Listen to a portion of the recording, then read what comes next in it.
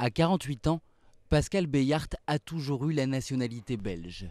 Mais depuis un mois, il est aussi luxembourgeois. Il a pu obtenir la double nationalité grâce à une modification de la législation grand-ducale. Depuis 2009, les étrangers ayant en ligne directe un aïeul luxembourgeois au 1er janvier 1900 peuvent récupérer la nationalité de leurs aînés. Pascal, lui, a dû remonter 5 générations en arrière pour établir cette filiation, mais c'est surtout la situation politique de la Belgique qui l'a poussé à faire cette démarche. Ça m'interpelle de voir qu'il est impossible de créer un gouvernement. Ça va bientôt faire 1 an.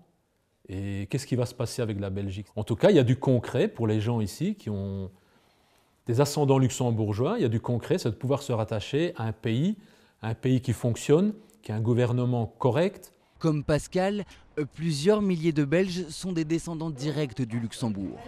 Conséquence, les administrations communales sont saturées de demandes. Je vais ici pour obtenir la double nationalité. À Arlon, on enregistre jusqu'à 15 dossiers par jour.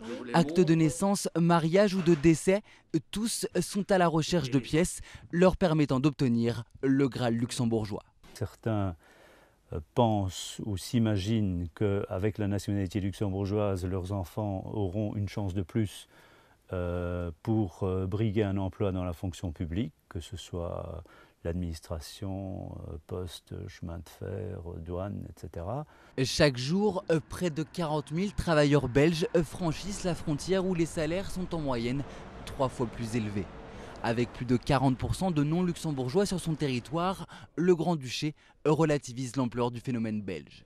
Aujourd'hui, le ministère est saisi de 29 demandes de recouvrement. Donc il faut regarder un petit peu les chiffres et il ne faut pas non plus dramatiser ce mouvement. Le Luxembourg ne va pas devenir belge et la Belgique ne va pas devenir exsangue.